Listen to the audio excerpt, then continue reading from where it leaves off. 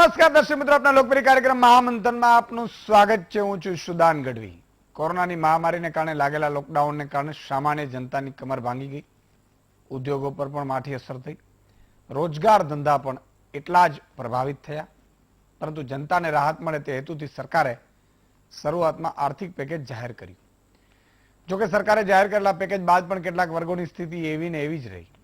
પરંતુ દેશના અર્થતંત્રને પાટા પર લાવવા સરકારનું બીજું પેકેજ જાહેર થઈ શકે છે. કહેવાય રહ્યું છે કે બીજા આર્થિક પેકેજમાં સરકાર એક્સપોર્ટ વધારવા એક્સપોર્ટરને રાહત આપી શકે છે અને એગ્રો ઉપરાંત એન્જિનિયરિંગ પ્રોડક્ટના એક્સપોર્ટ પર પણ ભાર મુકાય તેવી શક્યતાઓ વર્તાઈ રહી છે. અહીં સવાલ એ છે કે સરકાર પાસેથી આખરે ગુજરાત શું આશા રાખે છે? નાના વેપારીઓને અને મધ્યમ વર્ગના લોકોને શું આશા છે? શું રાહત પેકેજની અર્થતંત્રની ગાડી વેગ પકડશે? આ તમામ બાબત પર છે આજનું મહામંથન મારી સાથે.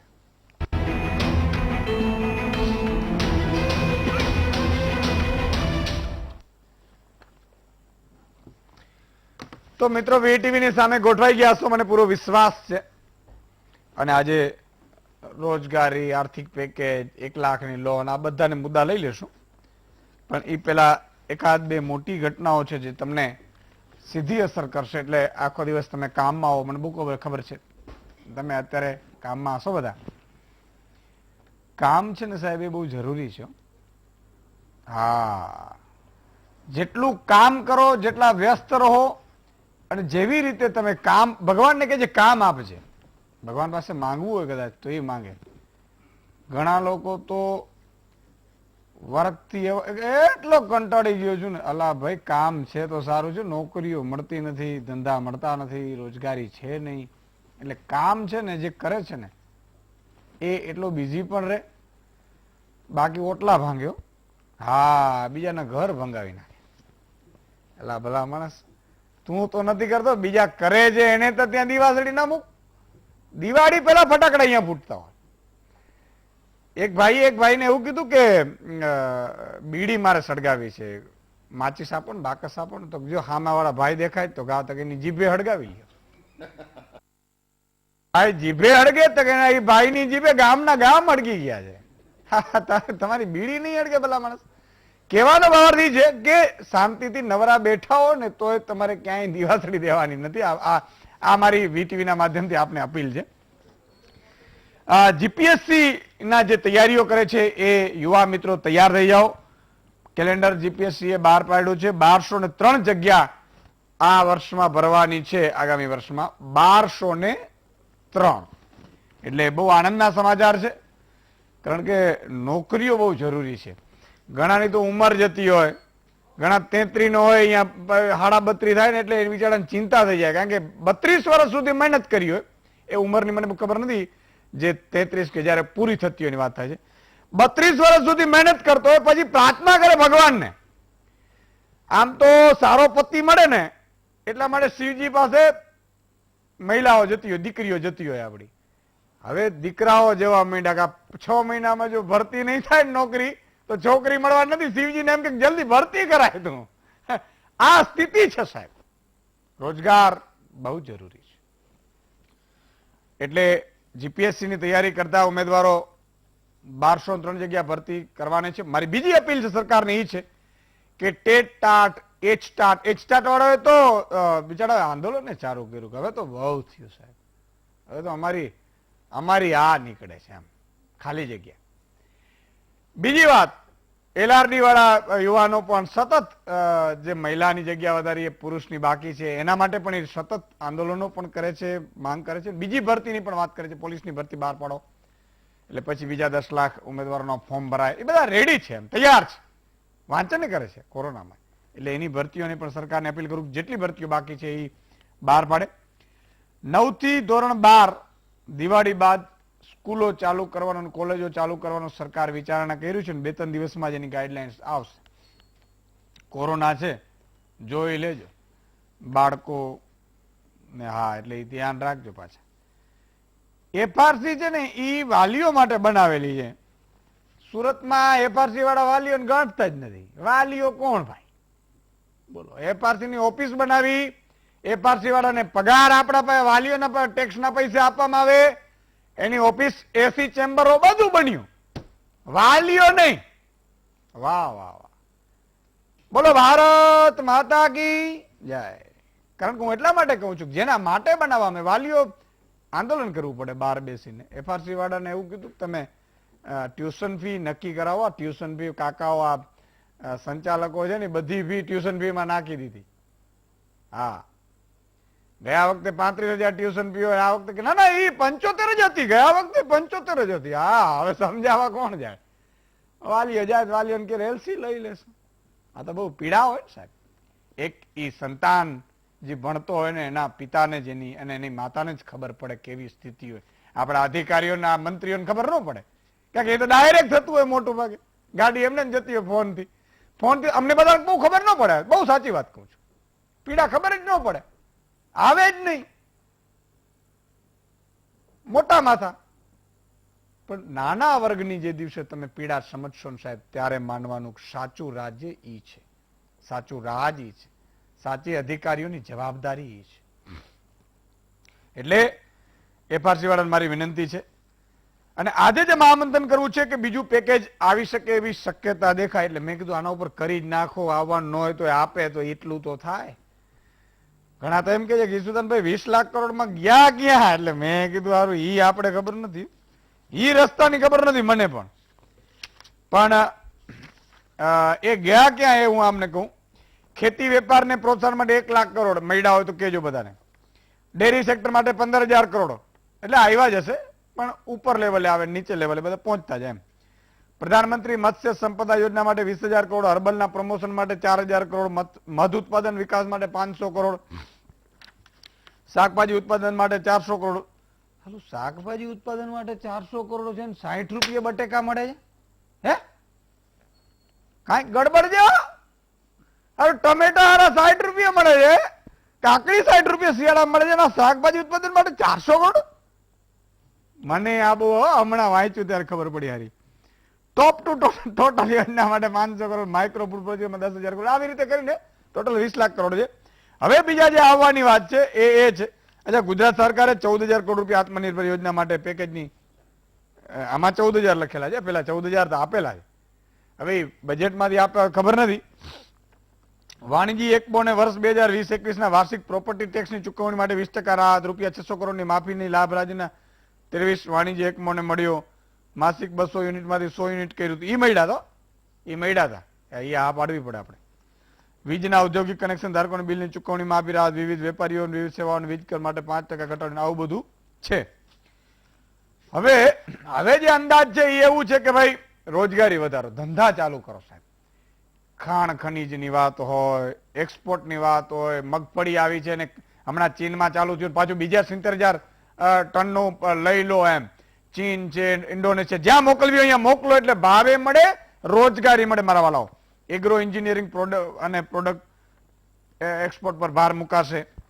અંદાજિત 8,000 કરોડની ખાસ સ્કીમનો પ્રસ્તાવ આવી શકે છે. એક્સપોર્ટની 90% લોનની ઇન્સ્યોરન્સ થઈ શકે છે. પ્રીમિયમ સબસિડી તરીકે રાહત આપી શકાય. ચા ચોખાના એક્સપોર્ટ પર વધુ સબસિડી મળવાની આશા છે.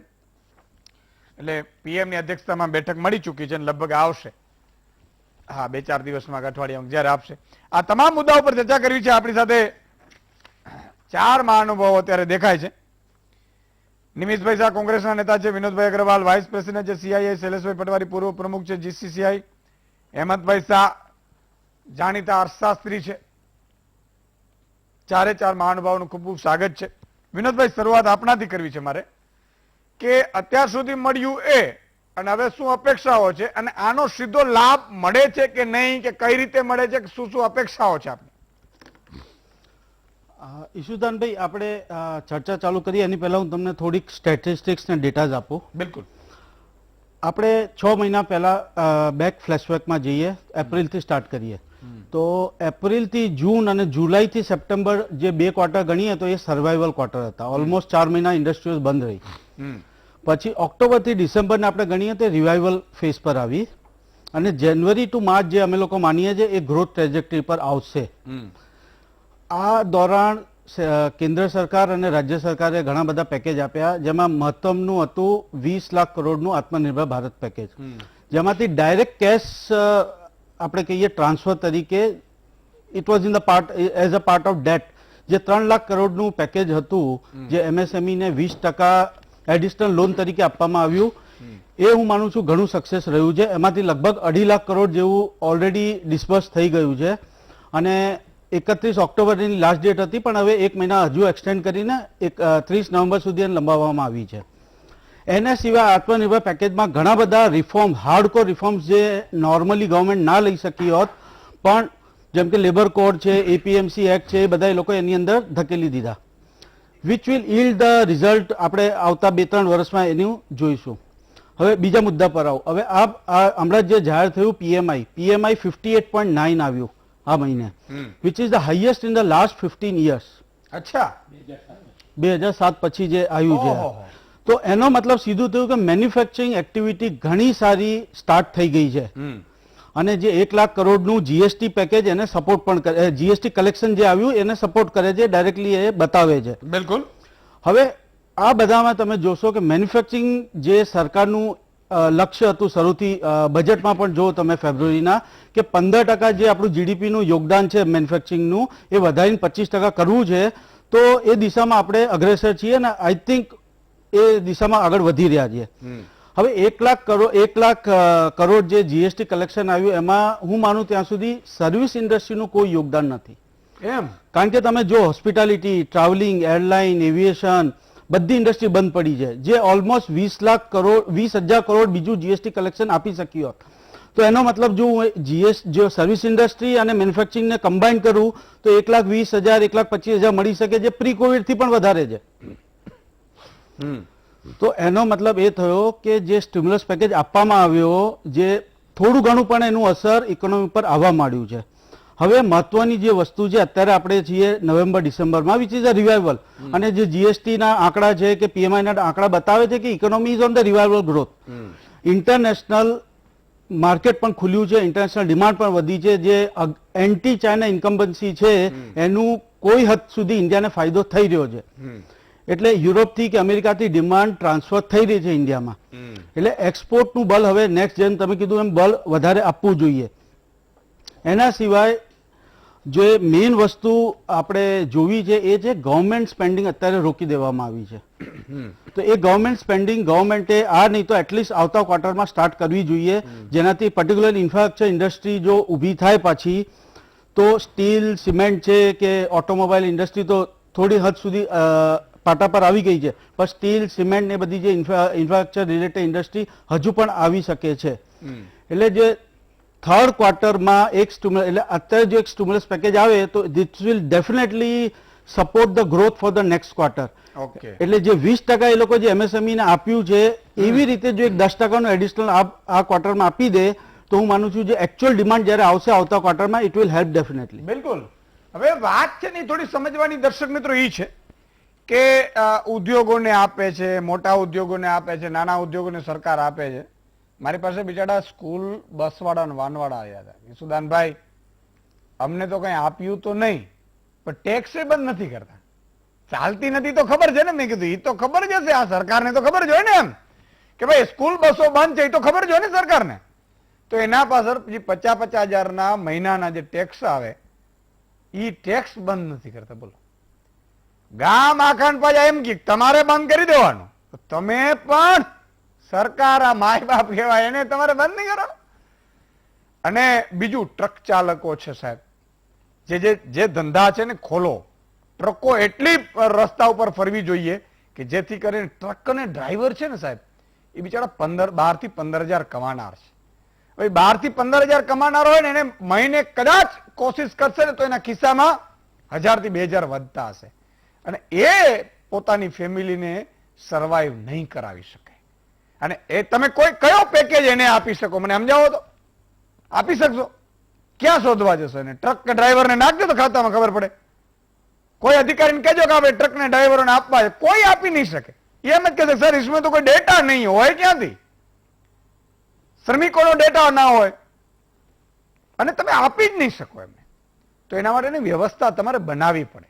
આ કોરોનામાંથી શીખવું પડે કે મારો એક ગરીબ ભાઈ છે, શ્રમિક છે, મજદૂર છે, કામદાર છે, ટ્રક ડ્રાઈવર છે, ટેક્સી ડ્રાઈવર છે, ટ્રક ક્લીનર છે, આ બધાનો ડેટા તમારે ઉપલબ્ધ કરાવવો પડે અને ઉપલબ્ધ કરાવીને એના એકાઉન્ટમાં, જેમ આપણે ખેડૂતોના એકાઉન્ટમાં 2000 રૂપિયા નાખીએ છીએ, આ લોકોના એકાઉન્ટમાં 2-5 રૂપિયા નખાવા પડશે. સર્વાઈવ કઈ રીતે કરશે?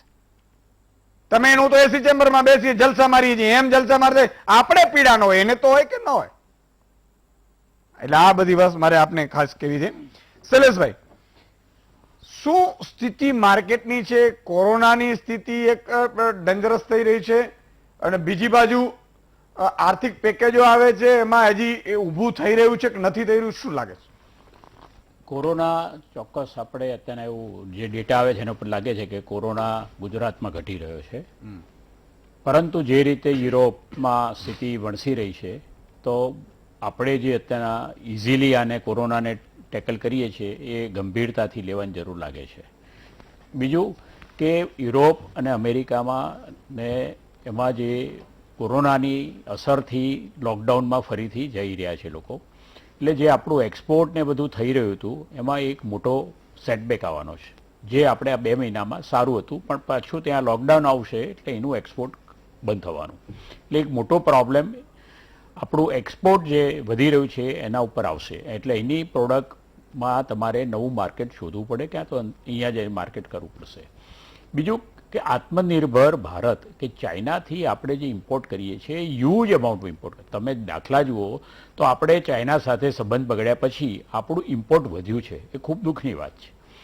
આપણે એને માટે અહીંયા મેં આપણે ગડકરી સાહેબને પણ રિક્વેસ્ટ કરી હતી કે એક કોમન એવું ઇન્ફ્રાસ્ટ્રક્ચર હોવું જોઈએ કે આપણે ચાઇનાથી કયા કયા કેમિકલ્સ ઇમ્પોર્ટ કરીએ છીએ, કયા કયા એપીઆઈ ડ્રગ્સ ઇમ્પોર્ટ કરીએ છીએ, એ કમ્પલસરીલી આપણે અહીંયા આપણી જે પ્રેઝન્ટ હયાત ઇન્ડસ્ટ્રીઝ, જે લાર્જ ઇન્ડસ્ટ્રીઝ છે એમની પાસે બનાવવા માટેની આપણે જોગવાઈ કરવી જોઈએ ને એના માટે એમને જે ઇન્સેન્ટિવ આવે. મેં તો એટલે શું, જેમ અમૂલ ડેરી છે એ રીતે જો એક કોમન ભાવનગર પાસે ધારો કે 100 એકર જમીનમાં common boiler, common facilities, infrastructure યુટિલિટીની, અને એમાંથી સ્ટીમ બધાને જાય અને 500 ટનના એ કેમિકલ, ધારો કે જે એસિડ છે કે કે એસિડ છે, ગામા એસિડ છે, એચ એસિડ છે, વિનાઇલ સલ્ફોન છે, આ બધું આપણે ઇમ્પોર્ટ કરીએ છીએ. એ કંપનીઓમાં એક કોઓપરેટિવ બેઝિસે બધા નાના યુનિટોને મેમ્બર બનાવીને એક જો ઇન્ફ્રાસ્ટ્રક્ચર ઊભું કરવામાં આવે તો કોસ્ટ ઓફ પ્રોડક્શન ઘણું ઘટે. આપણે ત્યાં શું થાય છે કે 2 ટન ને 3 ટનના પ્રોડક્શનને લીધે તમારી પ્રોડક્શન કોસ્ટ ખૂબ જ ઊંચી આવે છે, તમે એન્વાયરમેન્ટનો કોમ્પ્લાયન્સ પણ ના કરી શકો. જો આ કોમન ઇન્ફ્રાસ્ટ્રક્ચર ઇન્ડસ્ટ્રીયલ સિમ્બાયોસિસ કહેવાય કે એકનો આપણે વેસ્ટ હોય બીજાનો રો મટીરિયલ બનશે, અને ત્યાં જો આ ઇન્ફ્રાસ્ટ્રક્ચર ઊભું કરીએ, વચ્ચે બોઇલર અને આજુબાજુ બધી ફેક્ટરીઓ અને સ્ટીમ એમાંથી જતી હોય, પાવર સ્ટેશન હોય અને દરેકને બિલિંગ એના મીટરિંગથી થાય, એ જો નહીં કરીએ ને આપણી જે કેપેસિટી ઓફ મેન્યુફેક્ચરિંગ જે નાની છે એને જો એનહેન્સ નહીં કરીએ તો we will never be competitive. એટલે જો કોમ્પિટિટિવ થવું હોય તો તમારી સ્કેલ ઓફ પ્રોડક્શન વધારવી પડશે, અને એને માટે આ રીતનું અમૂલના જેમ એક કોઓપરેટિવ સ્ટ્રક્ચર જો ઊભું કરીએ તો આત્મનિર્ભર જે ભારત થવાનું વડાપ્રધાનનું સ્વપ્ન છે આપણે સાકાર કરી શકીએ. કે ગુજરાત એક સ્ટેટ એવું છે કે જે આપણે કેમિકલ, ડાયઝ, ફાર્માસ્યુટિકલ્સ અને ટેક્સટાઇલ્સ, એ પેસ્ટિસાઇડ્સ, આ બધી પ્રોડક્ટમાં ગુજરાત અગ્રેસર છે, પેટ્રોલિયમ, ઇવન સિરામિક્સ. એટલે આ યુનિટોનું જો કોમન પૂલ કરીને એક મોટું યુનિટ બનાવ્યું હોય કોઓપરેટિવ બેઝિસનું, અને નાના યુનિટોને, કારણ કે નાના યુનિટોને જ્યારે મોટા યુનિટો પાસે માલ લેવા જાય ત્યારે નાનું ડિમાન્ડ હોય તો એને ક્વોલિટી એ બરાબર ના મળે અને ભાવે ઊંચો લેવાય છે. એટલે નાનાનું સર્વાઈવલ ધીરે ધીરે અઘરું થતું જશે. એટલે હું માનું છું કે આ રીતનું એક પેકેજ ગવર્મેન્ટે વિચારવું જોઈએ. બીજું કે આપણે ત્યાં પોલિસીસ ખરેખર સરસ હોય છે પણ ઇમ્પ્લિમેન્ટેશન ખૂબ જ પુઅર છે. જેમ ઇઝ ઓફ ડુઈંગ બિઝનેસ જો ખરેખર આપણે ઊંચું લાવવું હોય તો જે પોલિસી નક્કી કરી છે એનું ઇમ્પ્લિમેન્ટેશન ટાઈમસર થતું નથી, તો એનું મોનિટરિંગ થવું જોઈએ. જે ઓથોરિટી હોય એના ઉપર નસિયત કરવી જોઈએ અને એને પેનલાઇઝ કરવી જોઈએ, અને ટાઈમ બાઉન્ડ હોવું જોઈએ કે 60 ડેઝમાં તમે આ નહીં કરો તો એ ડીમ કન્સેન્ટ ગણાશે. એ રીતના જો લો લાવીએ તો જ આ ઇન્ડસ્ટ્રીઓ ગુજરાતની કે કોઈ પણ દેશમાં હશે આપણા, તો આપણી એમએસએમઈ નો સર્વાઈવલ થશે. બીજું છેલ્લે જે આપણા ફાઇનાન્સ મિનિસ્ટરે એક બહુ જ મોટો બદલાવ લાયા એમએસએમઈ ની કેપેસિટી, કે જે પહેલા 10 કરોડની કેપિટલ સુધીનું એમએસએમઈ ગણાતું હતું એ એમણે 50 કરોડ લિમિટ કરી અને 50 કરોડનું ટર્નઓવર હતું એ 250 કરોડ કર્યું. હવે બેંકો જ્યારે ફાઇનાન્સ કરશે તે 50 કરોડ વાળા જે છે એ 250 કરોડનું ધારો એક મોટું ગ્રુપ હશે એ 50 કરોડના 5 યુનિટ કરવાનું અને બધી લોનો એ લેશે, બધા બેનિફિટ્સ એ લેશે અને નાનો જે 5 કરોડ ને 10 કરોડ વાળો ઉદ્યોગ વાળો છે એને માટે કંઈ બાકી નહીં રહે અને એમએસએમઈ ને મેં આટલું ફાઇનાન્સ કર્યું છે એ ડેટા આરબીઆઈમાં આવશે. બિલકુલ, એટલે આ વસ્તુ ખૂબ જ ગંભીર છે. જરૂર છે અને મળશે નહીં. હા, નાનાને જરૂર છે, મોટા તો 250 કરોડ વાળાને મળવાના જ છે, પણ નાના યુનિટને 10 કરોડ વાળાને જ્યારે એમએસએમઈ બેંકમાં ઉઘરાણી અરે લોન લેવા જશે ત્યારે કહેશે અમારી પાસે ફંડ નથી, અમે બધું એમએસએમઈમાં જ ફાઇનાન્સ કર્યું છે. બિલકુલ, this is very serious issue. એટલે આ સુધારવાની ખૂબ જ તાતી જરૂર છે અને આ નેશનલ લેવલે સુધારવાની જરૂર છે. સુધારી તો પણ પાછળથી પાછું થોડાક દિવસમાં ફરીથી આ સુધારીને 50 ને 250 કરોડ કર્યા. બિલકુલ. નિમેશભાઈ, આ પેકેજ આવ્યું પછી પેકેજ અહીંયા પણ શરૂ થયું, 1 લાખ લોન આપવાની, ઘણા લોકોને આપી, પછી 20 લાખ કરોડનું પેકેજ પણ મળ્યું છે અને હજી બીજું પેકેજ આવવાની તૈયારી છે. જો ઈશુદાનભાઈ, આ દેશ છે ને એ 2 ક્ષેત્રોમાં વેચાયેલો છે, એક સંગઠિત ક્ષેત્ર અને અસંગઠિત ક્ષેત્ર. સંગઠિત ક્ષેત્રે મોટા મોટા ઇન્ડસ્ટ્રીયાલિસ્ટ એટલે અદાણી, અંબાણી, ટાટા, બિરલા આ બધી કંપનીઓ આવે છે અને અસંગઠિત ક્ષેત્રમાં ગુજરાતનો નાનો વેપારી આવે. અત્યારે ડાયમંડ ઉદ્યોગ પણ હું તો કહું અસંગઠિતમાં ગણી શકાય કે ઘણા લોકોને રોજગારી આપતો હોય છે.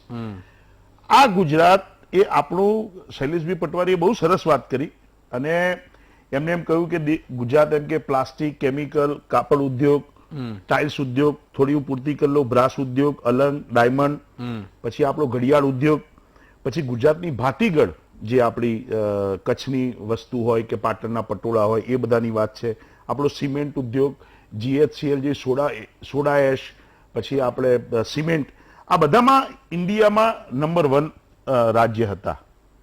અત્યારે પણ આપણે કદાચ નંબર 1 પર હઈશું, પણ ગુજરાતનો નંબર 7મા પર પહોંચી ગયો છે.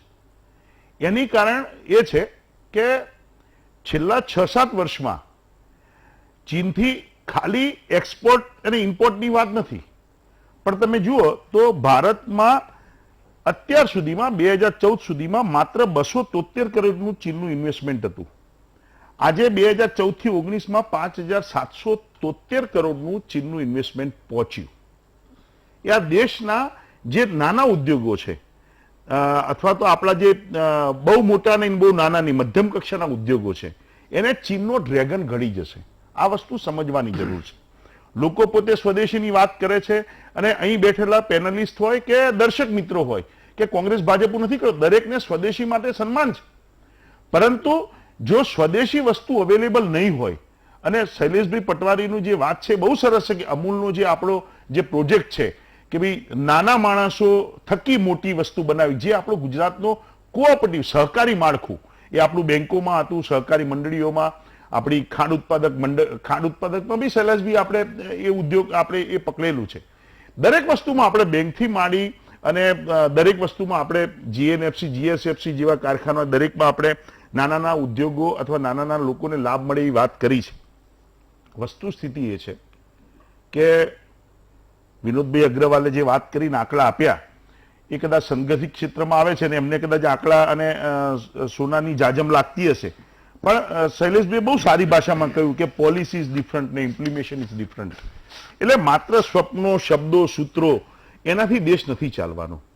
દેશ છે ને એ ખેડૂતોથી, ખેતમજૂરોથી, પછી નાના જે કારીગર હોય, મિસ્ત્રી હોય, લુહાર હોય, સુથાર હોય, પ્લમ્બર હોય, રિક્ષા ડ્રાઈવર હોય, એક નાનું ઠેલો લઈને બેઠો હોય, લારી ગલ્લાવાળો, એનાથી દેશ પણ ચાલતો હોય છે. દેશની મોટા ભાગની 78% રોજગારી આ અસંગઠિત ક્ષેત્ર, એમાં ખેતી આવી જાય છે, એ ક્ષેત્રમાંથી મળે છે. એ ક્ષેત્રે જ્યાં સુધી સરકાર પાયામાં, જે હું નરેન્દ્રભાઈને સેલ્યુટ મારું છું, ભલે વાદ વિવાદ કરીએ છીએ, નરેગા ને મનરેગા એમને જે રીતે ચાલુ રાખ્યું એ રીતે કોંગ્રેસના મેનિફેસ્ટોમાં જે ન્યાયની યોજના હતી એમને છેલ્લે 2000 ખેડૂતોને આપ્યા, કેટલાને પહોંચ્યા કેટલા નથી પહોંચ્યા એનો વિવાદ મારે નથી કરવો, પણ જે ન્યાયની વાત હતી એ ન્યાયની જે યોજના હતી કે જે up to the last direct છેલ્લા માણસને, આદિવાસી, દલિત હોય, જંગલમાં રહેતો હોય, કોઈ ખારવો હોય, એને પૈસા પહોંચશે ને. સામાન્ય તમે અત્યારે હું સાબરકાંઠા જિલ્લાના અરવલ્લી જિલ્લો મારું વતન છે, ગાંધીનગર રહું છું સાહેબ. 7 રૂપિયા અને 6 રૂપિયામાં શૈલેષભાઈ, વિનોદભાઈ શાકભાજી ખેડૂતોની પાસેથી વેપારીઓ લઈ લે છે અને અત્યારે 80 રૂપિયામાં વેચાય છે. મારા ઓળખીતા ખેડૂત મિત્રો ત્યાંથી હું 20 રૂપિયા 10 રૂપિયામાં લઈ આવું છું જવું તો. કહેવાનો મતલબ શું છે, આ જે ગાળો વ્યવસ્થા છે છે. એ સરકારે પોતાની ઈચ્છા બિલકુલ. શક્તિ દ્રઢ કરી અને આ જે વચોટિયાઓ છે, હું આરોપ બી નથી કરતો કે ભાજપ વાળા છે, એ બધી વાત નથી કરવી. બિલકુલ, પણ પણ વ્યવસ્થા એવી હોવી જોઈએ. નિરાકરણ વ્યવસ્થા આપણે એવી કરીએ કે જેનાથી ખેડૂતોને પોષણ. જો કેરળમાં, પાછા એવું ના કહેતા કિશોરસિંહ કે કોંગ્રેસની વાત કરી, કેરળમાં આ 1 તારીખથી ઈસુદાનભાઈ શાકભાજી અને ફળોના નિર્ધારિત ભાવ સરકારે કરી નાખ્યા. કોઈ પણ સારું મોડલ હોય તો સ્વીકારવું જોઈએ. બિલકુલ સ્વીકારવું. બરાબર છે. નરેન્દ્રભાઈ અહીંથી જીત્યા ગુજરાતમાંથી ને એમને કાશી સારું લાગ્યું, અહીંથી રાજીનામું આપી દીધું, કાશીથી સાંસદ રહ્યા. તો જેમ એમને સારું સ્વીકાર્યું એમની દ્રષ્ટિએ, તો એમને પણ કોઈ પણ રાજ્ય હોય, કોંગ્રેસ ભાજપ છોડીને ઠીક છે. ક્યાંય પણ રાજ્યનું કોઈ સારું મોડેલ હોય ઓકે. તો વી have to accept it okay. અને એનું ઇમ્પ્લિમેશન ઠીક કરવું છે, જોઈએ. ઠીક છે. કિશનસિંહજી, પેકેજ બધાને મળે એવું હોવું જોઈએ. અને આમાં તમે ખરેખર, એટલે તમે નહીં, એટલે સરકાર કોઈ પણ હોય એ આપે કોને, શૈલેષભાઈને ઓળખતા હોય તો એને આપે, એટલે ઓળખતા એટલે એ ઉદ્યોગપતિ છે, વિનોદભાઈને આપે, તમને આપે, નિમેશભાઈને આપે, પણ નાના જે કર્મચારીઓ છે એને તમે પહોંચાડવાનો કોઈ રસ્તો નથી. દુઃખી ખરેખર ઈ છે જે લોકો મધ્યમ વર્ગમાં છે. મધ્યમ વર્ગમાં તમે એક લોન માફી વાળું એક કર્યું, એ સારું કર્યું હતું કે ભાઈ મોરેટોરિયમ કર્યું ને 2-4 મહિના 3 મહિના આપણે કાઢ્યા. વાહન ચાલકો હોય અને હવે આ બીજું પેકેજની વાત છે, તો તમારી દિશા શું છે? હવે આ બીજા પેકેજની બરોબર છે કે પછી અમુક ટાઈમમાં આમાં ગડબડ રહી એવી રીતે એમાં રહેવાની છે? ગુડ ઇવનિંગ યશુદાનભાઈ. સૌપ્રથમ તો વિનોદભાઈએ વાત કરી, શૈલેષભાઈએ વાત કરી, એ પર્ટિક્યુલર અર્થવ્યવસ્થા પર રહ્યા અને દેશમાં કોરોના કાળમાં અર્થવ્યવસ્થા જે ગતિએ જ્યાં પહોંચવી જોઈતી હતી, જે અડચણો આવી, આટલું લાંબુ લોકડાઉન, વૈશ્વિક પરિસ્થિતિઓ અને એની વચ્ચે ભારતીય અર્થતંત્ર, ભારતીય ઉદ્યોગો અને ખાસ કરીને જેના ઉપર ભારતીય અર્થતંત્ર ટકી રહ્યું છે એ સર્વિસ સેક્ટર, MSME, ગ્રામીણ અર્થવ્યવસ્થા, સર્વિસ ઇન્ડસ્ટ્રી, આ ક્ષેત્રોમાં આંકડાઓ શું સૂચવે છે? સૌથી પહેલા હું આંકડાઓ પર જઈશ કે 1,70,000 કરોડનું પેકેજ 20 લાખ કરોડના પેકેજમાંથી જે આવ્યું એમાં ખાદ્યાન્ન, રાંધણ ગેસ અને ગરીબ કલ્યાણ માટે રોકડ સ્વરૂપે આ નાણાંઓ ગયા. દેશના જીડીપીના 10.48% જેટલું આ બજેટ હતું. પરંતુ અહીંયા હું એ પણ કહીશ કે ખેડૂતોના ખંત, વેપારીઓના સાહસ અને MSMEની પ્રતિબદ્ધતાના લીધે ભારતીય અર્થતંત્ર આશ્ચર્યજનક રીતે ઝડપભેર સારા સંકેતો આપી રહ્યું છે. એ દેશ માટે, લોકો માટે, ઇન્ડસ્ટ્રી માટે અને જે ગ્રામીણ વ્યવસ્થાની, ખેતીની વાત કરતા હતા મારા મિત્ર, એ તમામ માટે આ સારા સંકેતો છે. કોર્પોરેટ ઇન્ડિયાને બેંકોએ લોકડાઉનના સમયગાળામાં, ઈશુદાનભાઈ, TLTRO એ targeted long term repo operation છે, એમાં 2 લાખ કરોડથી પણ વધારે રકમનું ફંડ મેળવ્યું છે. કોર્પોરેટ ઇન્ડિયાના ક્વાર્ટર 4 અને ક્વાર્ટર 1ના પરિણામો અતિ ઉત્સાહજનક અને સારા રહ્યા છે. MSME માટે 20,000 કરોડ રૂપિયાનું આનુષંગિક ઋણ, 50,000 રૂપિયા સુધીનું ફંડ ઓફ ફેસ દ્વારા ઇક્વિટીમાં રોકાણ, આ પણ MSME સેક્ટરને, MSMEમાં અમે અને ગ્રામીણ વ્યવસ્થામાં ઈશુદાનભાઈ એટલા માટે ભાર મૂકી રહ્યા છીએ કે અલ્ટિમેટલી ખેતી અને ગ્રામીણ અર્થવ્યવસ્થા જ આપણા દેશના અર્થતંત્રનો પાયો છે. અને આઈ એમ 100% એગ્રીડ વિથ યુ કે મધ્યમ વર્ગની આપ જે વાત કરી રહ્યા છો, તો મધ્યમ વર્ગને પડતી તકલીફો, આઈ થિંક શૈલેષભાઈએ આડકતરો ઉલ્લેખ કર્યો એ વાતનો, અને એ જે cabinet special cabinet committee on ઇકોનોમિક્સની બેઠક મળી, એમાં આ વિષય પર ચર્ચા થઈ છે. અને ચોક્કસપણે નહીં માત્ર મધ્યમ વર્ગ પણ તમામ ક્ષેત્રોનું, તમામ લોકોનું ઇકોનોમિકલી, પ્રોડક્શનની દ્રષ્ટિએ, આયાત નિકાસના સમીકરણોમાં તમામ લોકોનું ધ્યાન રાખવામાં આવશે. અને જ્યારે આપણે આત્મનિર્ભરની વાત કરતા હતા, સ્વદેશીની વાત કરતા હતા ઈશુદાનભાઈ, ત્યારે બિલકુલ નહોતું. ને ભારતીય જનતા પાર્ટીના આઈ થિંક દરેક નેતાઓ, ખુદ ફાઇનાન્સ મિનિસ્ટર, પ્રધાનમંત્રી શ્રી અને જે ડિબેટ્સમાં આવ્યા તમામ લોકો બોલતા હતા કે આત્મનિર્ભરનો બિલકુલ મતલબ એ નથી કે આપણે આયાતો બંધ કરી દઈએ છીએ. આત્મનિર્ભરનો મતલબ એ છે કે હિન્દુસ્તાન પોતાની world class best quality, quantity વાળી પ્રોડક્ટ સાથે દુનિયાને પોતાની શરતોએ મળે, જેમ ચાઇના મળી રહ્યું છે. ચાઇનાનો વિરોધ બધા કરી રહ્યા છે, ચાઇનાનો આપણો બોયકોટ કરી રહ્યા છે.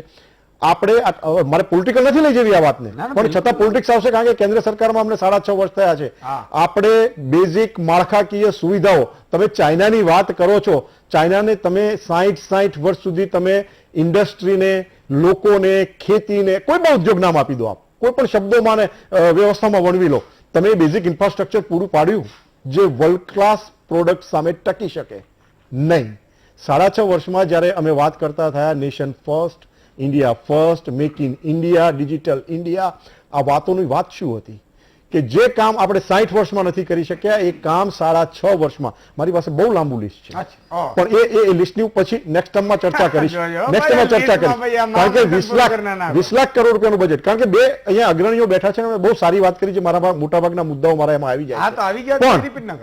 પણ અગેન જ્યારે આપણે ચાઇનાની કે યુરોપની વાત કરતા હોઈએ, આપ હાલત જોઈ લો અત્યારે યુરોપની હાલત શું છે. આપ લોકશાહીની મોટી મોટી વાતો કરતી હોય છે દુનિયા, શું હાલત છે લોકશાહીની અમેરિકામાં અત્યારે, લોકો જોઈ રહ્યા છે. અર્થતંત્રની હાલત આશ્ચર્યજનક રીતે ચાઇનાની સારી છે. આપણા ઉદ્યોગોએ, આપણા લોકોએ, ઉદ્યોગકારોએ, એમએસએમઈએ, ખેતીએ, નાના મોટા ઉદ્યોગકારોની જે વાત કરતા હતા, તમામ લોકોએ વિચારવાનું ને કરવાનું એ છે કે આપણે આપણી ક્વોલિટી, ક્વોન્ટિટી, શિસ્તબદ્ધતા, પ્રોડક્શનની દ્રષ્ટિએ એમને બિલકુલ. કેવી રીતે પહોંચી વળીએ. ઠીક છે. રહી વાત જોઈ લઈએ. સરકારની, તો સરકાર ચોક્કસપણે જોઈ લઈએ.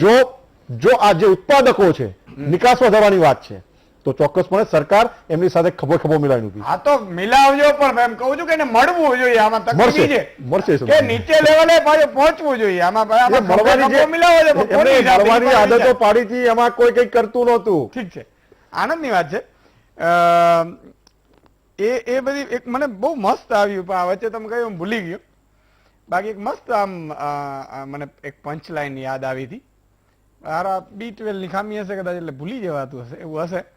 પણ આપણા બધાનો જે સાર છે, હેમંતભાઈ, આ બધી વાતો થાય છે સારી, નરસી, ખરેખર આ ચિત્ર તમે કઈ રીતે જુઓ છો અર્થશાસ્ત્ર રીતે? કારણ કે સાચી સ્થિતિ તો તમને ખબર હોય, અમે તો બધા આંકડામાં આટા ફેરા કરીએ, બાકી સ્થિતિની બહુ તો વધારે તમને ખબર હોય. ખૂબ ખૂબ આભાર. સૌ પ્રથમ તો જે પ્રકારની પરિસ્થિતિ કોરોના લોકડાઉનને કારણે ઊભી થઈ છે, એમાં જો આપણે જોઈએ તો જીડીપીનો જે ગ્રોથ રેટ છે એ ખૂબ મોટા પ્રમાણમાં ઘટ્યો છે. અને રિઝર્વ બેંક, વિશ્વ બેંક, IMF અને બીજી કેટલીક રેટિંગ એજન્સીઓ, એશિયન ડેવલપમેન્ટ બેંક, આ બધાએ એમ કહ્યું છે કે આ વર્ષનો એટલે 2020-21નો જે જીડીપીનો વૃદ્ધિ દર છે એમાં 7% શરૂ કરીને 8-9% જેટલો ઘટાડો થવાની સંભાવના છે. એનો અર્થ એવો થાય છે કે ગયા વર્ષે જેટલું ઉત્પાદન થયું હતું દેશમાં, અથવા જેટલી આવક ઉત્પન્ન થઈ હતી, એમાં આટલો ઘટાડો થશે. આ એક વાત આપણે બરાબર ધ્યાનમાં લેવી જોઈએ. ભલે અત્યારે જીએસટીની આવક વધી અને હજુ વધશે, એટલે આપણે એમ ચોક્કસ કહી શકીએ કે દેશના અર્થતંત્રમાં રિકવરી ઊભી થઈ છે, ફરી પાછું બધું ધમધમતું થયું છે. પણ જે ભયંકર ઘટાડો થયો છે 4 મહિનાના ગાળા દરમિયાન, એ એટલો બધો વધારે છે કે પેલા 8 મહિનામાં જે કંઈ ઉત્પાદન થશે તેને પણ એ ખાઈ જશે. એટલે વૃદ્ધિ દર નીચો રહેશે, એ એક હકીકત છે. એ વાત આપણે બરાબર સમજવાની આવશ્યકતા છે. સવાલ એ છે કે આજે આવક ઊભી થાય છે, જીડીપી ઊભી થાય છે, એ આવક ખરેખર કોના ખિસ્સામાં જાય છે?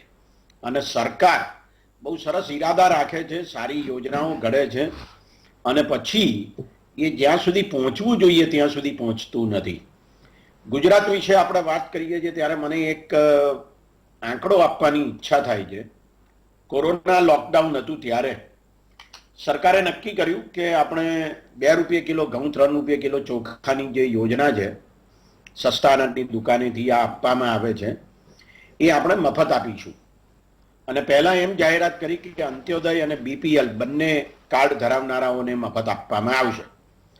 પછી થોડા સમય પછી ગુજરાત સરકારે એમ પણ જાહેરાત કરી કે APL 1 કાર્ડ જેની પાસે છે એને પણ એ મફત આપવામાં આવશે.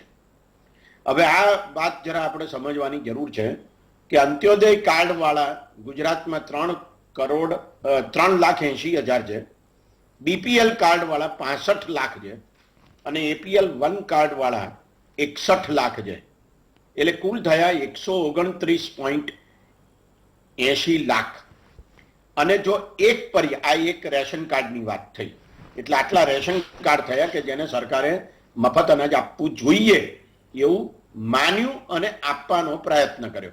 બધે પહોંચ્યું જેવું નથી, પણ પ્રયત્ન કર્યો અને સંનિષ્ઠ પ્રયત્ન કર્યો, એમાંય કોઈ શંકાને સ્થાન નથી. હવે જો 4.7 નું ફેમિલી ગણીએ આપણે તો આ 6 કરોડ ને 10 લાખ લોકો થયા. અને જે ગુજરાતની વસ્તી છે એ જો આપણે અત્યારે વસ્તી વૃદ્ધિ દરના હિસાબે 6 કરોડ 80-90 લાખ જેટલી ગણીએ તો આજે કુલ વસ્તીની આજે વસ્તી થાય છે કે જેને સરકાર 2 રૂપિયા કિલો ઘઉં 3 રૂપિયા કિલો ચોખા આપે છે, એમની વસ્તી એ 88% થઈ. આનો અર્થ એવો થયો કે ગુજરાતમાં જેને આપણે વિકસિત ગુજરાત, વાઇબ્રન્ટ ગુજરાત, અડીખમ ગુજરાત, ગતિશીલ ગુજરાત આવું બધું કહીએ છીએ, એમાં સરકારના પોતાના આંકડા અનુસાર 88% લોકો એવા છે કે જે અસહાય છે, અથવા આવી મોટી બીમારી આવે છે અથવા મહામારી આવે છે અથવા કોઈ પણ પ્રકારની કુદરતી આપત્તિ આવે છે ત્યારે એને મોટા પ્રમાણમાં નુકસાન થાય છે એમ એ સમજે છે. આ વાત જો આપણે બરાબર ધ્યાનમાં રાખીએ તો મને એવું લાગે છે કે જે કંઈ પેકેજ આવ્યું એ પેકેજે શું સહાય કરી આ 88%, ગુજરાતના 88%, અથવા તો હવે જે નવું પેકેજ આવવાનું છે એ પેકેજ પણ ખરેખર શું સહાય કરશે એ મુદ્દાઓ મને લાગે છે કે ખરેખર બહુ મહત્વના છે. મારે 2 મુદ્દાઓ બીજા કહેવા છે અને તે એ છે કે ગુજરાત સરકારે, મેં ભારત સરકારને માટે પણ કહ્યું છે એટલે હું ગુજરાત સરકારને માટે પણ કહું છું કે ગુજરાત સરકારે 2005માં જે કાયદો ઘડાયો છે, Gujarat fiscal responsibility act GFR, આ જે રાજકોષીય જવાબદારી કાયદો છે કે જેમાં બજેટમાં રાજકોષીય ખાત GDPના 3% કરતા ઓછી હોવી જોઈએ એવો જે નિયમ બનાવેલો છે, એ નિયમને અત્યારે ચાતરી જવાની જરૂર છે. ગુજરાત સરકાર વધારે રાજકોષીય ખાત કરે તો કશો વાંધો નથી, એને કોઈ ફાંસીએ ચડાવવાનું નથી, એટલે એ વધારે ખર્ચ કરે. વધારે ખર્ચ કરવા માટેના પૈસા એ દેવું કરીને લાવે. આમે ગુજરાત સરકારનું દેવું બહુ વધ્યું છે છેલ્લા 20-25 વર્ષમાં. 1999માં ગુજરાત સરકારનું દેવું 26,000 કરોડ રૂપિયાની આસપાસ હતું ને આજે લગભગ 2 લાખ કરોડ રૂપિયાની આસપાસ પહોંચ્યું છે, એટલે દેવું તો ઘણું થઈ ગયું છે. એ પ્રકારના સંજોગોમાં મને એમ લાગે છે કે ગુજરાત સરકાર થોડું વધારે દેવું કરશે અને ખર્ચ કરશે, અને એ ખર્ચ એ સામાન્ય લોકોને માટે, આ 88% લોકોને માટે કરશે તો ગુજરાતનો વિકાસ વધારે સારી રીતે થશે. આ બાબત મને લાગે છે કે વધારે મહત્વની છે. અને એક બીજો અગત્યનો મુદ્દો મારે એમ કહેવો છે કે આજે ખર્ચ કરવું જોઈએ તો એ ક્યાં કરવું જોઈએ? તો જે ખર્ચ કરવું જોઈએ તે અસંગઠિત ક્ષેત્રને માટે કરવું જોઈએ. બહુ જ નાના નાના ઉદ્યોગો, નાના પેલા પાણીપુરી વાળા, ચાની કીટલી વાળા, કપડા વેચનારા લારીમાં, આવા અસંખ્ય લોકો છે. બિલકુલ. અને એ અસંગઠિત ક્ષેત્રના લોકોને માટે જે વ્યવસ્થાઓ થવી જોઈએ એ વ્યવસ્થાઓ આપણે નથી કરતા. માટે આપણો જે જીડીપી નો વૃદ્ધિ દર છે અથવા વિકાસનો દર છે એ નીચો રહે છે. એ આપણે, મને લાગે છે કે વધારે સમજવાની આવશ્યકતા છે. બિલકુલ. નહીં પણ એમને એક બ્રેક લઈ લો, બ્રેક તો લેવા દો મારા. એ બધા જે બિચારા હોય બ્રેક વાળા એને તો આપવી પડે કે નહીં, એને આપવું પડે, એનો અર્થ છે કે નહીં. એટલે નાનકડો એક બ્રેક લઈ લઉં અને બ્રેક બાદ ફોન લાઈન પણ ખોલીશું. અને એક મને જે ભૂલી ગયો હતો એ વાત યાદ આવી ગઈ છે, બ્રેક બાર કહીશ. દર્શક મિત્રો ફરીથી આપનું સ્વાગત છે. એકાદ દર્શક મિત્ર લઈ લેવું. યામિનીબેન જોડાયા છે ગીર તાલાળાથી. જી યામિનીબેન. હલો ઈસુદાનભાઈ, જય માતાજી. જય હિન્દ, જય માતાજી. ઈસુદાનભાઈ, આ છે ને અત્યારે આ મોંઘવારી છે ને એ બહુ વધી ગઈ છે, અને એમાં શું છે કે ગરીબ લોકોને તો હજુ લોકો દઈ દે છે, પણ જે પૈસા વાળા છે એને કઈ વાંધો નથી, પણ આ મધ્યમ વર્ગના લોકો છે એ લોકો શું કરે એમ. બહુ સાચી વાત છે. બજેટ ટૂંકમાં આગળ ખોરવાઈ ગયો છે ને, રસોડાનું બધાનું બધાયનું ખોરવાઈ ગયું છે. અને આ ડુંગળી ને બટેટાના ભાવ અત્યારે આસમાને છે, એનું કઈક સરકારે કરવું જોઈએ. અને જે મધ્યમ વર્ગના લોકો છે એ લોકોની આગળ ઘરના ઘર નથી તો એ લોકોને એમ કે બનાવી દેવા જોઈએ, એવું જોઈએ. ખૂબ ખૂબ આભાર. મધ્યમ વર્ગ છે ને આમ નથી કરી શકતો, નથી ઉભો રહી શકતો, નથી લાઈનમાં ઉભો રહી શકતો, નથી માંગી શકતો. આ બધી વસ્તુઓ સ્થિતિએ આવીને ઉભી રહે છે અને ખર્ચા ત્યાંના ત્યાં હોય ને એમાંય પાછું મોંઘવારી આસમાને ગઈ. મેં કહ્યું ને કે ટમેટાના ખેડૂતોને 7 રૂપિયા ભાવ મળે છે, ખેડૂતોને 60 રૂપિયા મળતા હોય તો વાંધો પણ નહીં, અને ખેડૂતોને 7 રૂપિયા મળે અને વેચનારને 50 રૂપિયા મળે, 60માં વેચાય એટલે હવે ક્યારે વેચી શકશે આવતા જન્મમાં? સુધારાઓ આપણે જે આજે સુધારાઓ કરો ને કઈક મારે તો રિઝલ્ટ જોઈએ, ગુજરાતની જનતાને કઈક ભલું થાય ને એવો રિઝલ્ટ જોઈએ. એકાદ 10 મિનિટ લઈ લઈએ. મયુરભાઈ માળિયાટી જોડાય છે. મયુરભાઈ જય માતાજી સુદાનજી, જય માતાજી. જય માતાજી. બોલો બોલો બોલો. માળિયાટીમાં જુએ છો મહામંથન વધાર્યું, અમે વધુ આગળ જો એવું પ્રયાસ કર્યો છે. કરવું જ પડે ને, આ તમારી જ લડાઈ છે, હું તો નિમિત્ત બનું છું. અને એક કહી દઉં કે कित्ते की चाल बाज की नजर वीटीवी की सच्चाई पर कभी शक नहीं करती. मारियाहाटी ની જુનાગઢ ની જનતા વતી ખૂબ ખૂબ ધન્યવાદ. ખૂબ આભાર મયુરભાઈ, થેન્ક યુ વેરી મચ. અને આવા શું કહેવાય દર્શકોના કારણે મને પોતાને જોશ ચડે છે. ઘણા લોકો સોશિયલ મીડિયા પર પણ ખૂબ વીટીવી મહામંત્રનો નિશુદાનભાઈનો પ્રચાર કરે છે. સૌને વંદન. બધાને હું મળી નથી શકતો, એ મને તમને પણ લાગતું હશે, પણ મહામંત્રનો આઉટડોર ચાલુ થશે આપણે આ કોરોનાથી ડાઉન થયા એટલે ત્યારે કરીશું. પણ મને વિચાર એ આવે છે, હમણાં ટ્રમ્પની ચૂંટણી ચાલે છે, ખબર હતો? હવે ટ્રમ્પને ચૂંટાવવા માટે અહીંયા આહવાન કરે છે, બોલો ભારતમાં. આ મૂર્ખાઓના ક્યાંય દરબાર ન હોય, એ હવન કરે ને માતાજીને પ્રાર્થના કરે ટ્રમ્પ આવી જાય. હવે અહીંયા તમારા માતા પિતાને વંદન કરો, એમાં મજા છે. અહીંયા ટ્રમ્પ આવે કે ન આવે એના માટે પ્રાર્થના કરો અને કરો, ચાલો વાંધો નહીં, તો ભારતને ફાયદો થવાનો છે. બીજું કે ભારતને અહીંયા આવે છે, ચલો જાય ઈ તો, અને કોઈ પણ અમેરિકા હશે કે કોઈ પણ દેશ હશે, ભારત છે ને એ વિકાસશીલ દેશ છે ને, ભારતની 129 કરોડ જનતા છે, એટલે ઉત્પાદક ભારત જ છે બધા માટે. ઉપભોક્તા છે, ઉત્પાદકની ઉપભોક્તા છે, એટલે બધાએ જખમરાઈને અહીં આવવું પડે. પણ સવાલ એટલો છે કે તમારા માતા પિતાને વંદન કરો, એ સાજા નરવારે એના માટે કરો. દંભી પ્રજાઓ દેશને કયા દિશામાં લઈ જાઓ છો ખબર નથી પડતી. અમેરિકા માટે હવનો કરો છો, અને કરો તો તમે 5 જણા તમે પ્રાર્થના કરો, બીજાને જોડે પાછા કરો કરો. એ કે ટ્રમ્પ આવે, હવે ટ્રમ્પ આવે કે બિડેન આવે, તારા ઘરમાં આગ લગાય ને એ જોવાનું. પણ ઠીક છે, આ દંભી પ્રજા છે ભારતની. કહું છું જાપાનને કેમ આગળ નીકળી ગયા. હા, આપણે અધિકારી બનવું હોય ને ત્યારે એ આમ કરે, અધિકારી બની જાય પછી આમ થઈ જાય, અને પછી 5 વર્ષ અધિકારી થઈ જાય એટલે પ્લેનમાં ઉડતો હોય. પત્ની તો વિદેશોમાં જ ફરતી હોય સોના લઈને, અને પછી કોઈ પાછું એમ કે બધા ઓન રેકોર્ડ છે બધું, કે દર વર્ષે મિલકત ના આવે આ તે. તો આ કાકાઓના રૂપિયા જાય છે ક્યાં? કાં તો જૂઠું કરે છે, કાં તમે પકડી નથી શકતા, કાં તમારી સિસ્ટમ નબળી છે. કોઈ પણ સરકાર હોય. એટલે કહેવાનો બાબત છે. સંક્ષિપ્તમાં બીજો ટર્ન છે, આપણે લઈ લઈએ ફટાફટ. હા, આપી દઈએ. હેમંતભાઈ, જીડીપી તમારો ટર્ન ગણાય તો હું બોલી જ જઈશ. જીડીપી વિશે ચિંતા વ્યક્ત કરી અને એમણે આંકડા ટાંક્યા, પણ મેટર ઓફ ફેક્ટ એ છે કે પરચેઝિંગ મેનેજર ઇન્ડેક્સ PMI એ દેશના ઉત્પાદન અને સર્વિસ ઇન્ડસ્ટ્રીમાં થતા ધંધાકીય કાર્યનો સૂચકાંક છે, જેમાં ભારતમાં ઉત્પાદનનો PMI એપ્રિલ 2020માં 24.70% હતો, મેમાં 30.80 હતો અને જૂન મહિનામાં વધીને 47.20% થયો.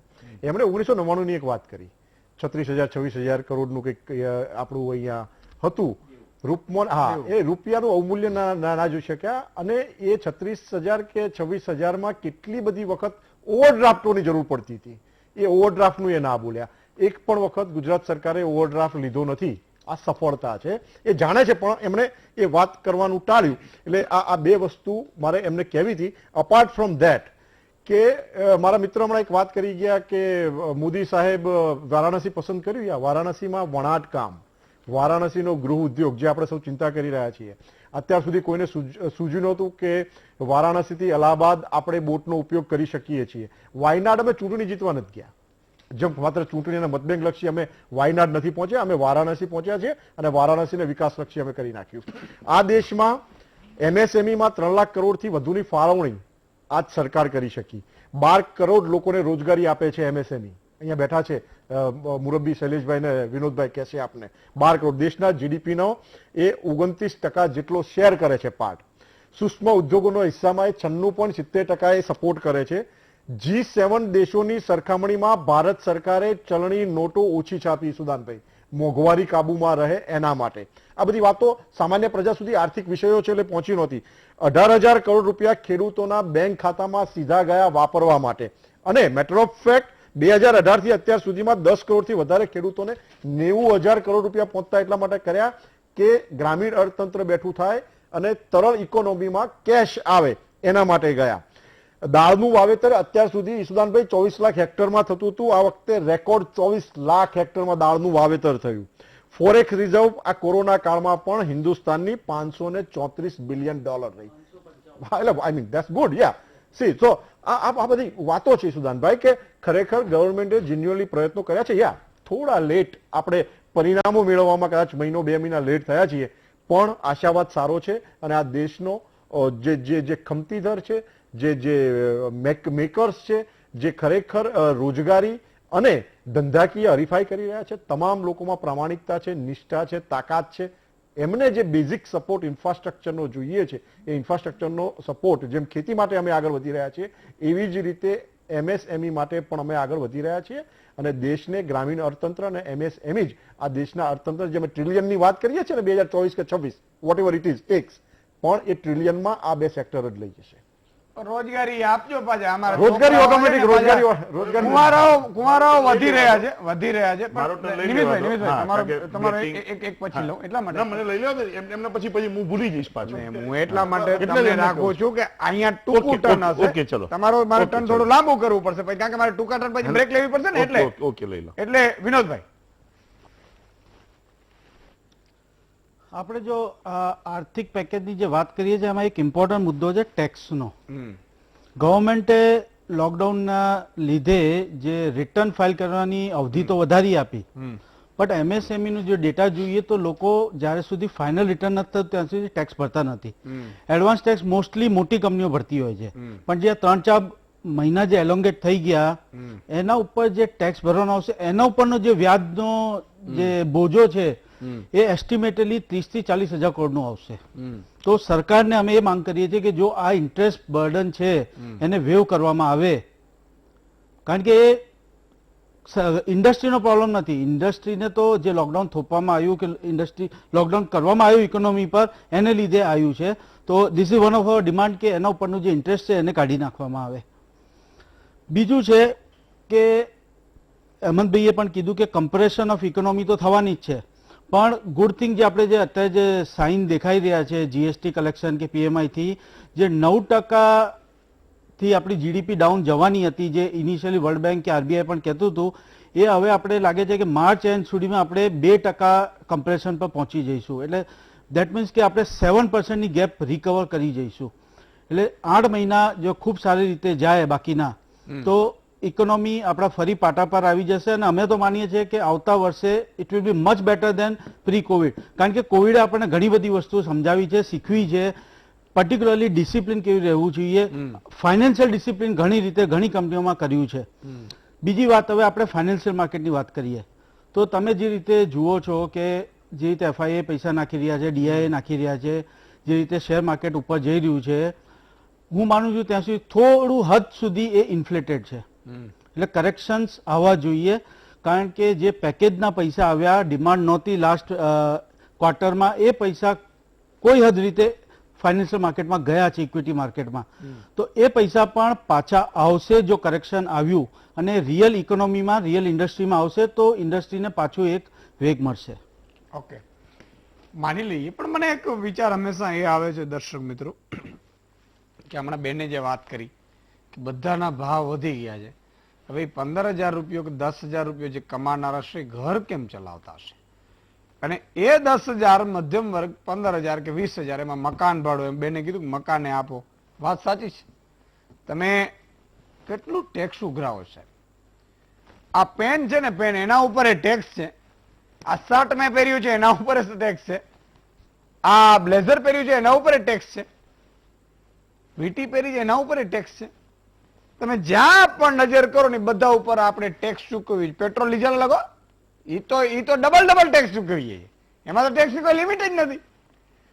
ત્યાં ઇન્ટરનેશનલ માર્કેટ ઘટે ને તો આપણે અહીંયા બરોબર. અને હું તો એમ કહું છું કે હજી 100 રૂપિયા હાલો પહોંચાડો, પણ તમે શિક્ષણ અને એજ્યુકેશન ફ્રી કરો, સંપૂર્ણ ફ્રી ગુજરાતને હિન્દુસ્તાનમાં. ચાલો 100 રૂપિયે પેટ્રોલ ડીઝલ ઉપર અમે આપવા તૈયાર છીએ. એ નહીં કરે. ટેક્સ વધારશે ને તો ફેસિલિટી એની વધે, 2 હેલિકોપ્ટર વધે, વાહ, 2 સિક્યુરિટી ગાર્ડ વધે. એટલે પણ અહીંયા ગરીબ પ્રજાના તમે સાહેબ માલિક નથી, આ તમે સેવાદાર છો. અને કોઈ સમજાવે કોણ આ નેતાઓને? પોતાની ફેસિલિટી જોજો એટલી વધતી જાય, ગાડીઓ તો નવી આવી જાય, રહેઠાણો નવા, બંગલાઓ નવા. ઓહો, અને આ પ્રજા અહીંયા ને અહીંયા રે, ટેક્સ વધારતા જાય દર વખતે. અધિકારીઓના ડીએટીએ વધારે, વાંધો નહીં, તો કામ કરે ને વધારે, દર વર્ષે વધતા જાય. પણ આ બેને જે વાત કરી કે એને મકાન નહીં મળે અને બેનને અત્યારે ભરાવે ને તો 20 વર્ષે નહીં મળે. શાકભાજી અત્યારે બટેકા 60 રૂપિયા 70 રૂપિયા મળે છે, બેનને કોઈ પૂછવા નહીં જાય તમારી પાઇપ નહીં થાય 50 રૂપિયા, જાઓ તમારે થાય કરી લો. તો અહીંયા કોઈ સરકારનો માણસ જાતો નથી. એટલે જેટલું ઉઘરાવવાનું છે એટલું તમે ઉઘરાવી લો છો, પણ આપવાની વાત તો કે ઈ હવે અમે પેકેજોમાં આપી દઈશું. પેકેજ ક્યાં જાય? મધ્યમ વર્ગનું પણ પેકેજ દેખાડો, હાલો. તમારા મધ્યમ વર્ગના ખાતામાં પડ્યા જ 50,000 લાખ રૂપિયો નથી પડ્યો. આ બધી વાતો હું એટલા માટે કહું છું કે જે વર્ગ તમારા જે છૂટી ગયો છે એ વર્ગને તમે આપવાની કોઈ વ્યવસ્થા શું છે?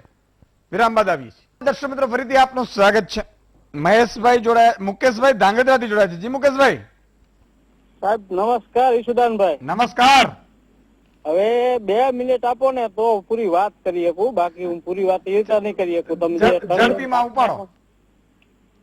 જો એક તો વાત કરું ઓર્ગોનિક ખેતી ઉપર, આપણે ગુજરાત વર્યું બરોબર. હું આપણે કોઈ ધાંગધ્રા તાલુકામાં ખબર નથી પડતી કીધું હું ઓર્ગોનિક કરું છું.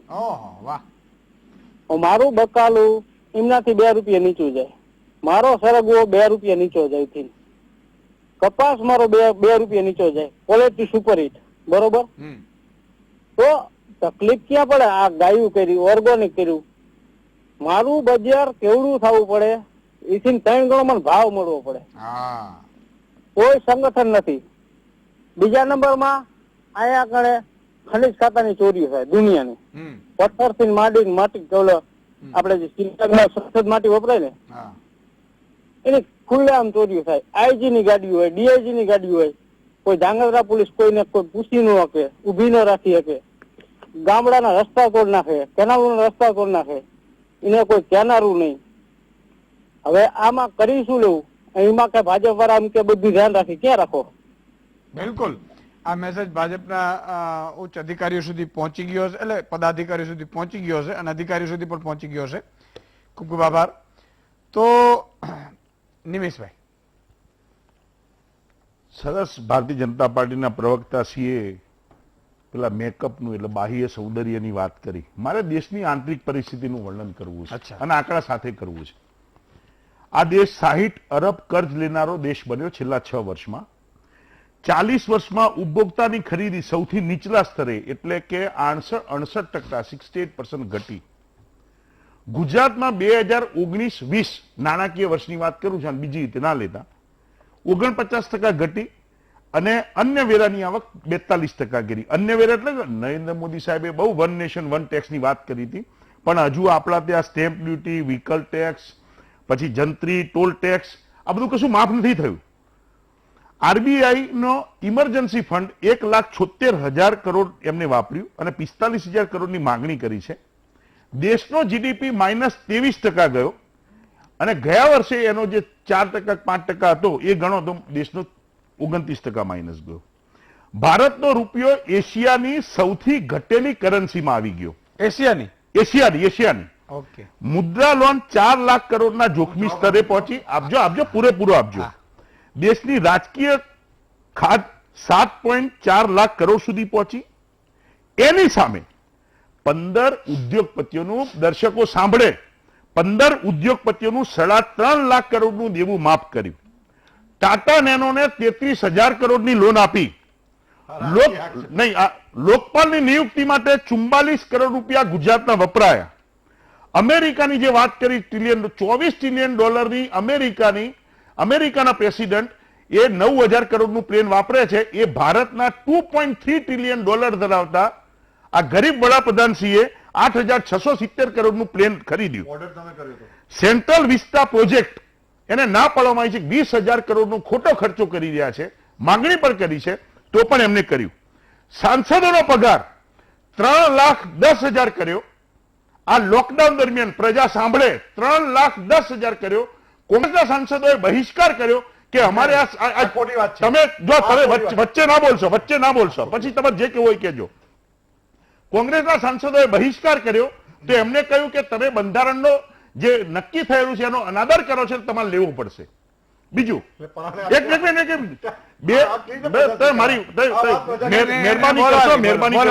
મહેરબાની કરો. બોલવા દઈએ. ડોલર સામે રૂપિયો 78 રૂપિયા સુધી પહોંચ્યો.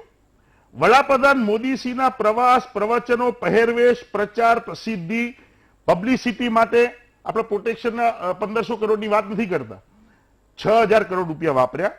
માનવ સૂચકાંકમાં દેશ 129માં ક્રમાંકે પહોંચ્યો. ભારતીય બેંકોને વર્તમાનમાં $7 અબજ એટલે 50,000 કરોડની જરૂર ઊભી થઈ. દેશમાં પ્રગતિની વાત ના કરો, આ ટેલિફોનથી જે લોકો કહે છે ને એની વાત સાંભળો. તમે મેકઅપનું વર્ણન બહુ કર્યું, દેશની આંતરિક સાચી પરિસ્થિતિની વાત કરો. તમે જે વાત કરી એમાં એવું લાગે કે દેશ ખોખરું થઈ ગયું. 100% મારી વાત સાંભળો, હું તમને કહું છું. હા. દેશ ભારત છે ને એ ક્યારેય ખોખલો કે ફિનિશ થવાનો નથી. આપણે આ દેશનો દલિત, આ દેશનો આદિવાસી, આ દેશનો ખેડૂત, આ દેશના નાના વેપારીઓ, આ દેશના રિટેલ ક્ષેત્ર, મને એમ કહો ઈશુદાનભાઈ 32% એફડીઆઈ ની વાત હતી ઉત્પાદન ક્ષેત્રે. આજ ભારતીય જનતા પાર્ટીએ વિરોધ કર્યો હતો. નહીં શૈલેષભાઈ નહીં બોલી શકે, અગ્રવાલ સાહેબ નહીં બોલી શકે, એમની વેદના છે. અને એ એફડીઆઈ ને મારી વાત એ એફડીઆઈ આજે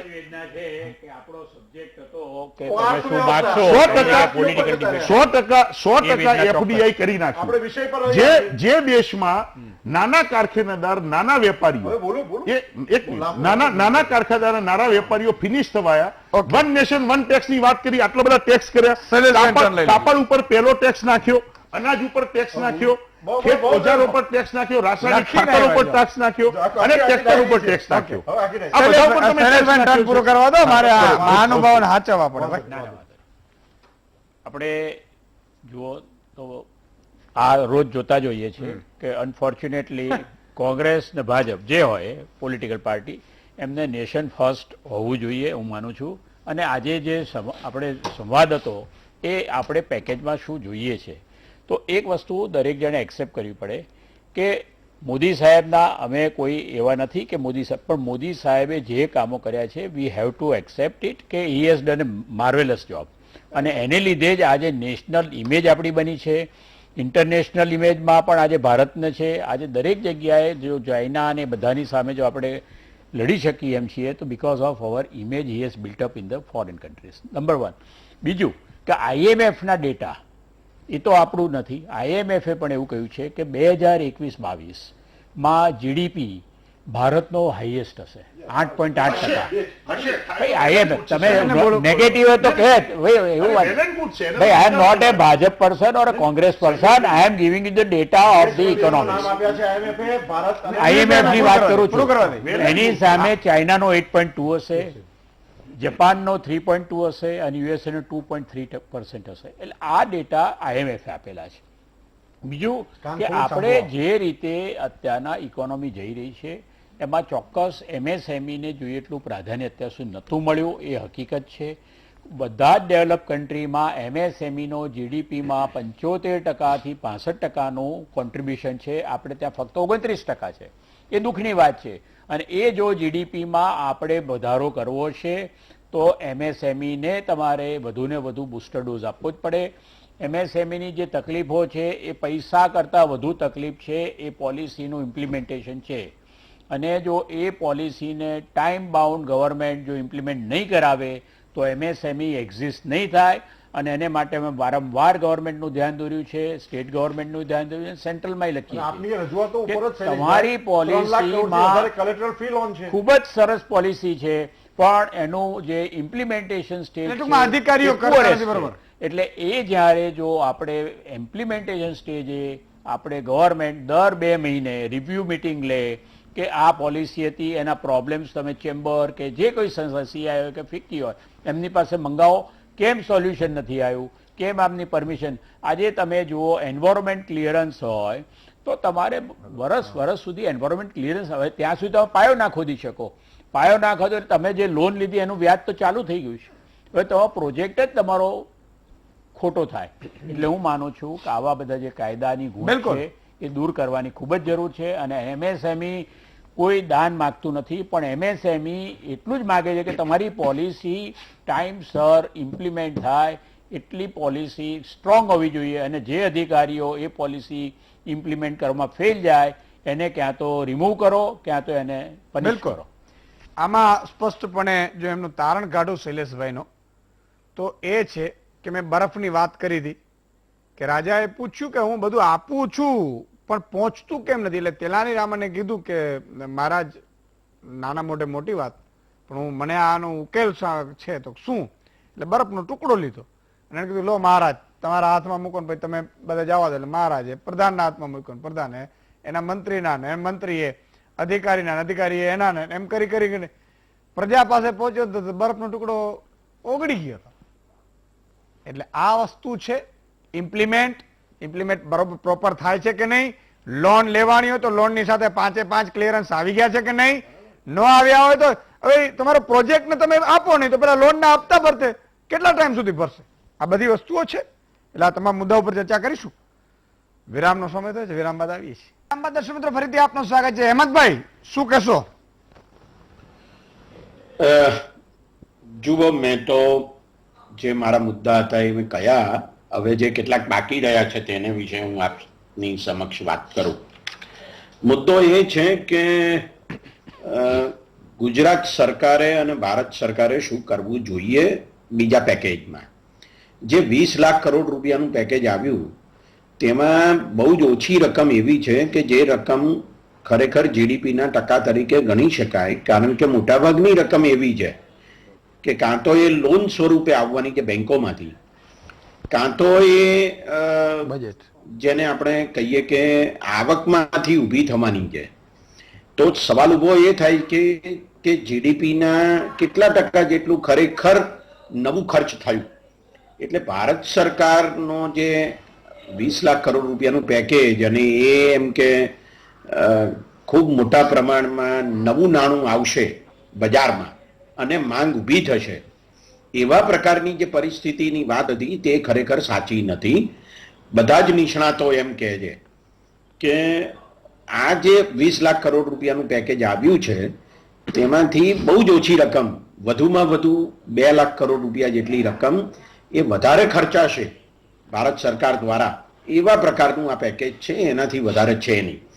એટલે ખરેખર જે આશા રાખવાની છે તે એ છે કે ભારત સરકાર જો નવું પેકેજ આપવાની હોય તો એ ખરેખર ગરીબોના ખિસ્સામાં પૈસા જાય એવા પ્રકારને ખર્ચ કરે અને એ ખર્ચની રકમ એ આપણું જે 30,42,000 કરોડ રૂપિયાનું આ વર્ષનું બજેટ છે એના કરતાં એ વધે.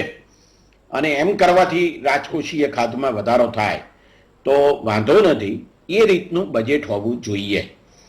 બીજો મુદ્દો મારે ગુજરાત સરકારના સંદર્ભમાં કહેવો છે અને તે એ છે કે ગુજરાત સરકારે પોતે પણ રાજકોષીય ખાત વધે એની ચિંતા કરવાની આવશ્યકતા નથી. ભારત સરકારનો જે સંસદનો કાયદો છે અને ગુજરાતની વિધાનસભાનો જે કાયદો છે એ બંને કાયદા ફરજિયાતપણે તમારે એ લક્ષ્યાંકને વળગી રહેવાનું છે. જીડીપીની 3% જેટલી રાજકોષીય ખાત એવું કશું છે નહીં. એટલે એ એક નિર્દેશક છે અને એ રીતે એને જોવાની આવશ્યકતા છે. કહેવાનો મુદ્દો એ છે કે અત્યારે જે આપણને મંદી દેખાય છે અથવા ખૂબ ઓછા પ્રમાણમાં આપણને બજારમાં માંગ દેખાય છે એનું એક અગત્યનું કારણ કે કોરોના લોકડાઉન છે જે અનિવાર્યપણે આવી પડેલી પરિસ્થિતિ છે. હવે એમાંથી બહાર નીકળવા માટે આપણે અનલોકની પરિસ્થિતિ ઊભી કરતા ગયા છીએ અને થઈ રહી છે. એટલે એને પરિણામે અર્થતંત્રમાં ગતિ આવી છે. હવે આ ગતિ જો આપણે વધારવી હોય તો મને લાગે છે કે દેશના ગરીબો ઉપર વિશેષ પ્રમાણમાં ધ્યાન આપવાની આવશ્યકતા છે. દાખલા તરીકે ભારત સરકારે નરેગામાં 40,000 કરોડ રૂપિયાના ખર્ચનો વધારો કર્યો.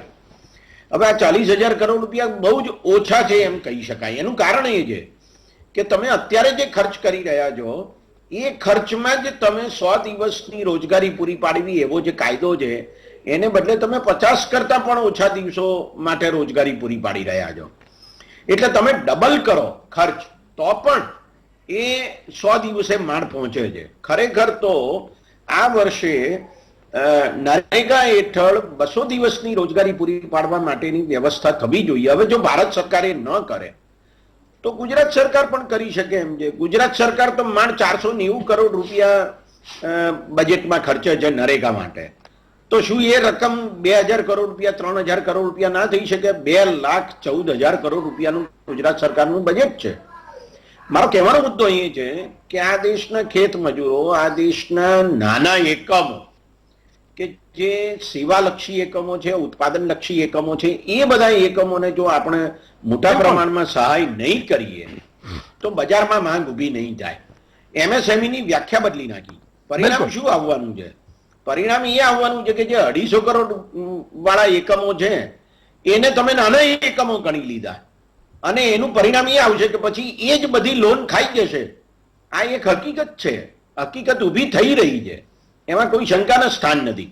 મારો કહેવાનો મુદ્દો એ છે, ફરી એકવાર કહું છું કે ડિમાન્ડ એ જો નીચેથી ઊભી નહીં થાય તો આપણે જે આર્થિક કટોકટીમાં ફસાયેલા છીએ એ કટોકટીમાંથી આપણે બહાર નહીં નીકળી શકીએ. ભલે આવતે વર્ષે આપણો GDP નો વૃદ્ધિ દર 8% જેટલો થશે, એ 8% જેટલો થશે ને તો પણ આ વર્ષે જે પેલો ઘટેલો છે ને એના 8% વધવાના છે. એટલે ખરેખર વાસ્તવિક કેટલો વધવાનો છે એ તો 2019-20 ના સંદર્ભમાં જોવો પડે તો આપણને ખબર પડે. એટલે 5 ટ્રિલિયન ઇકોનોમી કરવાની વાતો ચાલે છે. 5 ટ્રિલિયન ઇકોનોમી કરવા માટે અત્યારે 13 થી 15% વૃદ્ધિ દર જોઈએ. આ શક્ય જ નથી. આ કોઈ હિસાબે કોઈ કાળે શક્ય નથી, સપનામાં શક્ય નથી. બિલકુલ. તો આપણે એ બાબતને ધ્યાનમાં રાખવાની જરૂર છે કે આપણી ઇકોનોમી છે એ વધે તો પણ, માથાદીઠ આવક વધે તો પણ એ ખરેખર કોની આવક વધે છે એના ઉપર જો આપણે ધ્યાન ના આપીએ તો આ દેશના ગરીબોનું ભલું થવાની કોઈ શક્યતાઓ જ નથી. બિલકુલ. સમયનો અભાવ છે એટલે કારણ કે હેમંતભાઈ જે વાતો કરી જે અત્યાર સુધી કોંગ્રેસ વાતો કરતી આવી કેશ આપો, કેશ આપો, કેશ આપો, લોકોના હાથમાં કેશ આપો, બીજી કે મુદ્દો એને મનરેગાની વાત કરી. મનરેગાના કૌભાંડો મેં બહાર પાડ્યા છે, મૃતકના નામે જાય છે. 3.30 કરોડ લોકોને રોજગારી આપી, આ ટ્રેક્ટરના વેચાણમાં 15% નો વધારો, પેટ્રોલ ડીઝલની માંગમાં વધારો, 18 વર્ષના લાંબા ગાળા પછી ભારત દેશને આંતરરાષ્ટ્રીય વેપારમાં ટ્રેડ સરપ્લસ. ઓકે, આ બધી વસ્તુઓ થઈ હતી. 20 અબજ ડોલરથી વધુ રકમનું મૂડી રોકાણ. ઓકે, આ બધી વાતો ના થઈ. આ પણ આમાં પબ્લિક પબ્લિકને મળે ને એમાં જોજો મેકઅપ વાળી વાત અલગ છે. પાછી એમ કહું છું સમયનો અભાવ એટલે કિશનભાઈ, નિમિષભાઈ, હેમંતભાઈ, શૈલેષભાઈ અને વિનોદભાઈ દર્શક મિત્રો જોડાયા એ અને બીજાને ફોન લગાડ્યા છે પણ નહીં જોડાઈ શક્યા. મને ખબર છે એક સાથે 10-10 હજાર કોલ આવતા હોય છે. હવે એમાંથી એકાદ નો લાગે પણ તમે પ્રયાસ કરો એટલે લાગી જશે. પણ એ પ્રમાણની રોજનું મહામંથન જોઈને બીજાને જોવડાવો તો લાગી જાય. આ તો હું ખાલી કહું છું, એવું હોય નહીં. પણ આ તો અપીલ કરું છું એટલા માટે, થોડીક મજાક મસ્તી થઈ જાય એટલા માટે. બાકી એક સ્પષ્ટ વાત છે કે નાના લોકોને પહોંચે એવો પેકેજ આવે અને કૃષિનો નિકાસ કરો. તમે કૃષિની જે આ મગફળી છે, કપાસ છે, તલ છે, જીરું છે, આ બધાની નિકાસનો પ્રાવધાન કરો. એમાં કઈ રીતે નિકાસને વધારે મહત્વ, તો ઊંડિયામાં ડોલર છે ને, આ પેલા મનમોહનસિંહની ઉંમર કહેતા હતા, પછી અત્યારે ઉંમર બહુ વટાવી ચૂક્યું છે ડોલર પણ. એટલે આ બધી મારી વાત એટલા માટે કહું છું, કોઈની પેલી વાત નથી, પણ એટલા માટે કહું છું કે આ બહુ જરૂરી હોય છે, આ બહુ સમજવા જેવી વાત છે.